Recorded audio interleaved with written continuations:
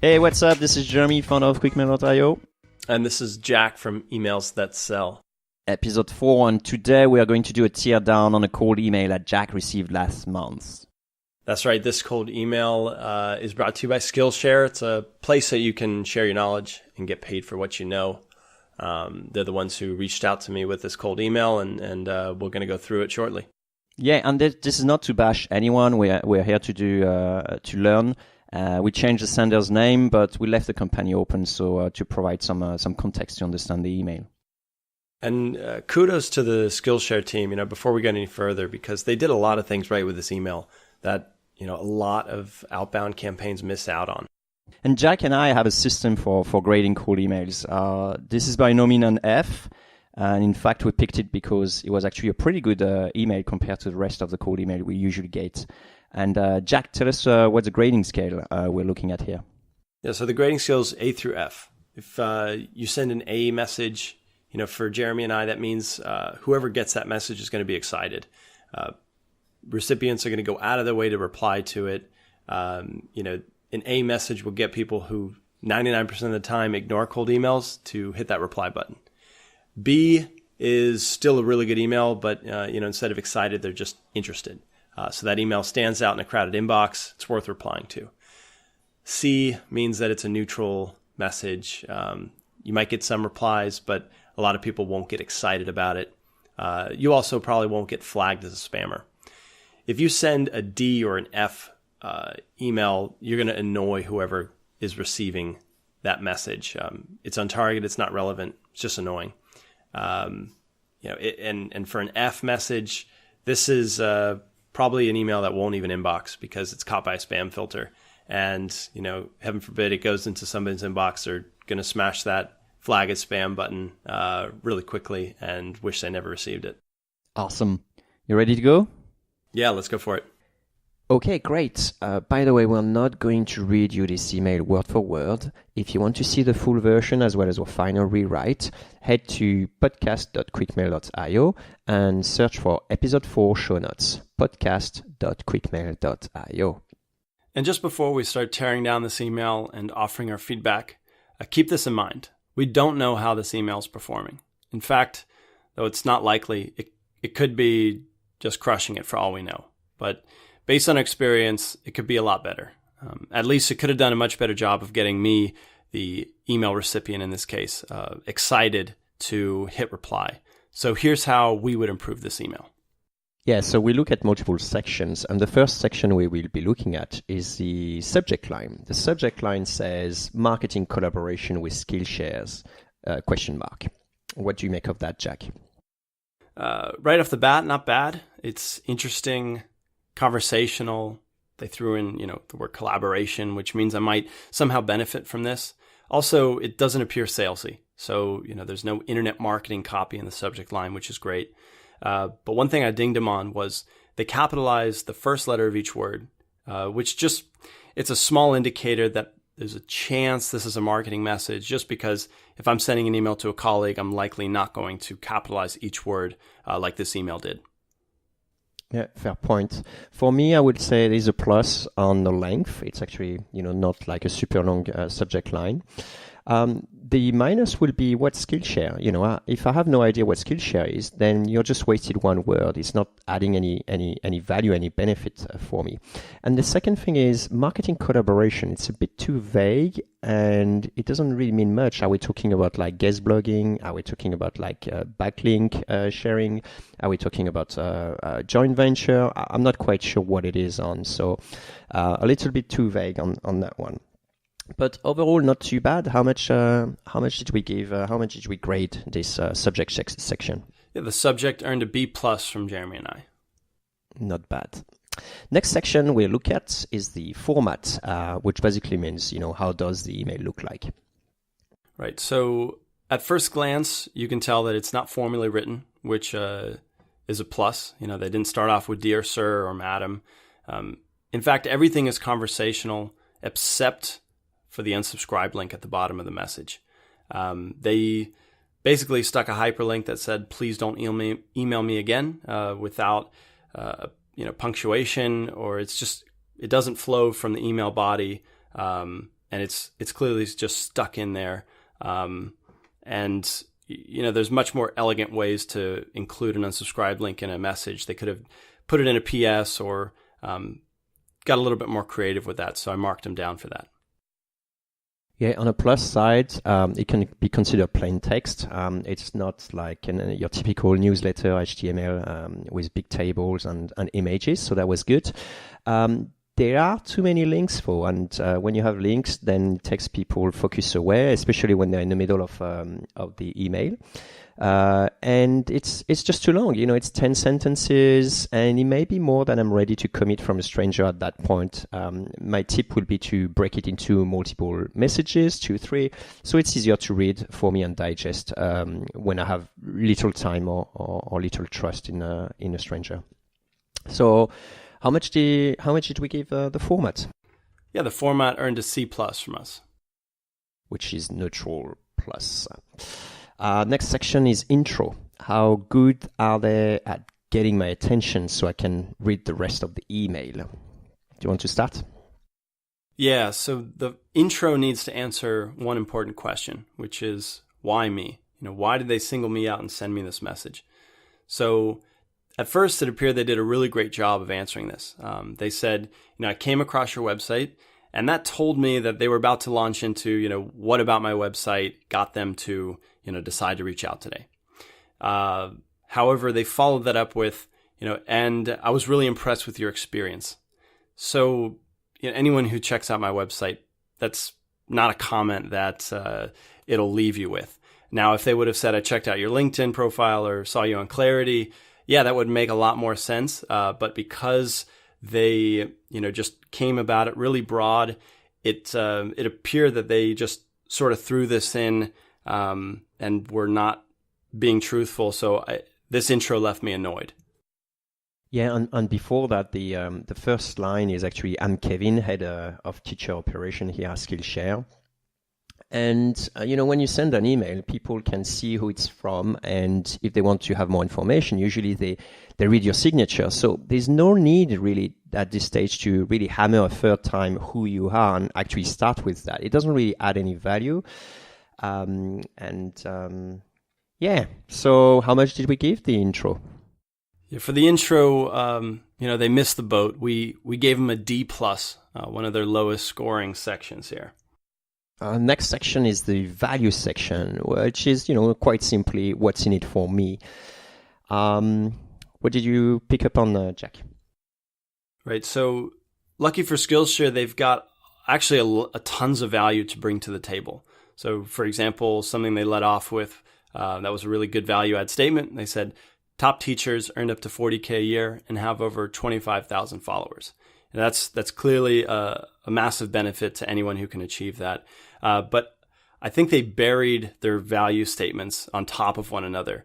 They went on to say that, it's a way that you can earn passive income. It's a way you can build a brand, find clients, and grow an online following. I think they should have taken each one of those value statements and broken them down into their own emails, because they're all good points, but just crammed in on top of each other. So I wasn't able to, appreciate each one as much as they should have been. Yeah, for the top teacher earn up to 40K a year and have over 25K follower, I think it misses the time to be a real killer. I mean, otherwise, what does it take? Is it 90 hours a week, like a full-time job, or just a 5-hour a week, like a side job? So that's a missing element here. Two more things here. We are focused on building and highlighting our business and marketing catalog. It's making it all about Kevin, and I'm not really seeing the benefit here as a reader. And the second thing is they feel like they're throwing a case study at us to prove their point rather than actually sending it as a gift. So it's all in a tone here. But it's kind of a missed opportunity here to also bring value. So how much did we grade this section, Jack? Yeah, value got to see, tons there, but just not presented the right way. Next section we look at is the influence, which is how compelled I am to reply. What you got there, Jack? So they did a great job with social proof. One of their sentences explains that they have 2 million students currently on Skillshare, which is huge. And, just that alone gives me gives them my stamp of approval that, yeah, they're, legitimate business. And at the very least that they've earned my attention with that statement. But they did two things here that sort of damaged the rest of the influence the email had on me. First was about their authority. The second paragraph leads off with, in case you're not familiar, Skillshare is an, XYZ. Now, that statement basically is telling me that, it sounds like they probably don't think I've heard of them. And for whatever it's worth, that just made me feel like they're a smaller company than they actually are. And finally, they had an opportunity here to use some liking. So to show me that they've helped people really similar to myself, with their careers, with their businesses. They could have said something like, other people who run marketing agencies like yourself have used Skillshare to do XYZ. Instead, they took a really broad approach that I couldn't relate to. And they said professionals from all over, teach on Skillshare, which, just didn't resonate with me at all. I did like, on the plus side, I did like the scarcity, how they used that, like this spring, and it's a great time, which basically means like the email was timely for me, and that's an opportunity. So I kind of like that. And it also means like I need to act. I can't wait for winter before doing something. The reciprocity was missed with the case study.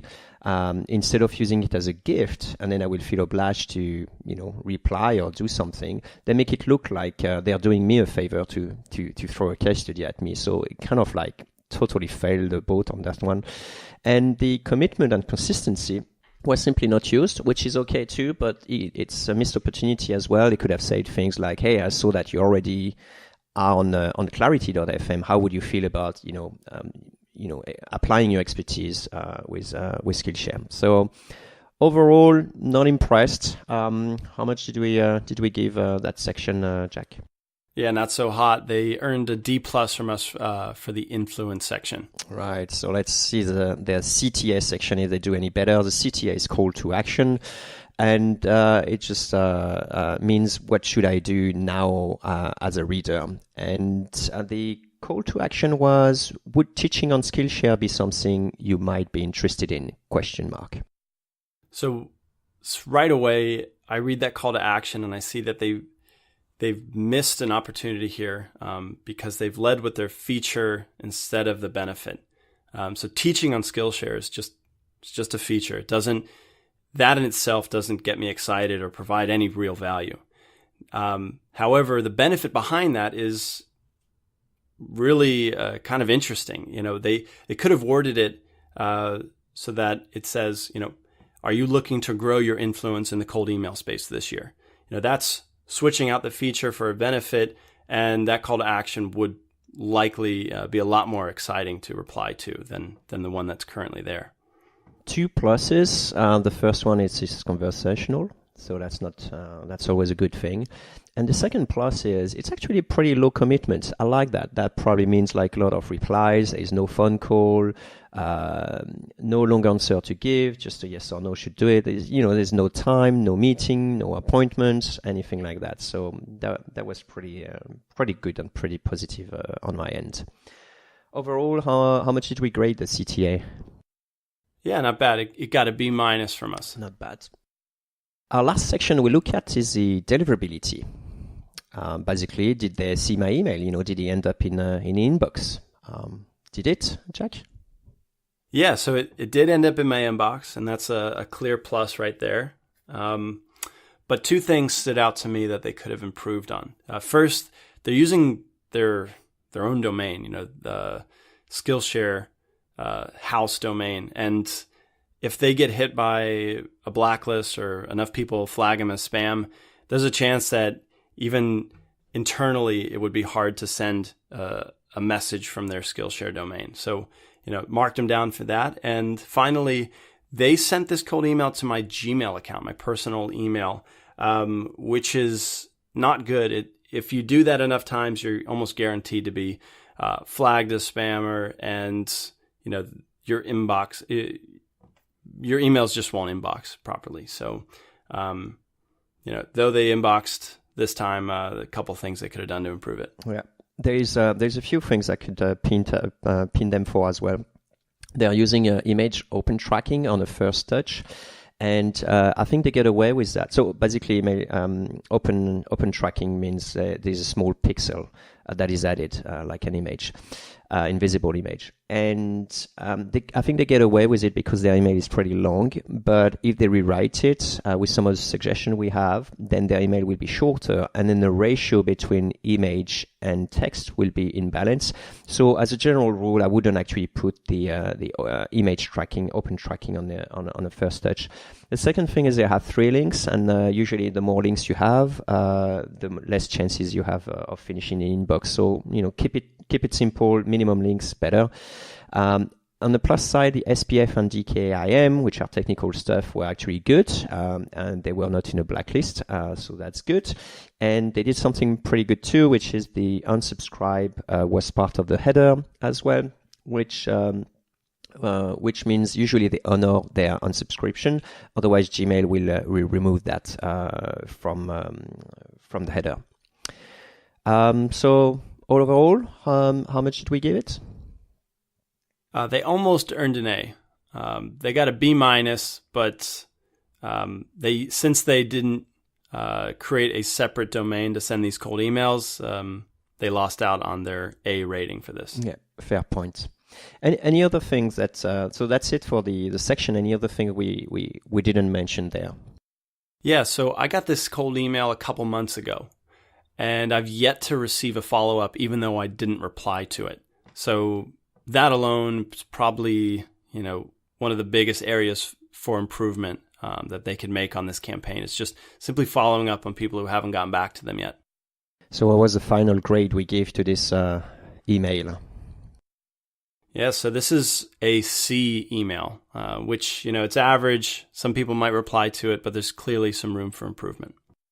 All right, that's it. So if you want to see the edited email that we completely rewrote, just go to podcast.quickmail.io and look for the show notes of episode 4. And if you're interested in getting one of your cold emails torn down by Jeremy and I, forward your best email to podcast@quickmail.io. That's it. Thanks a lot, Jack. You bet. Thanks, Jeremy.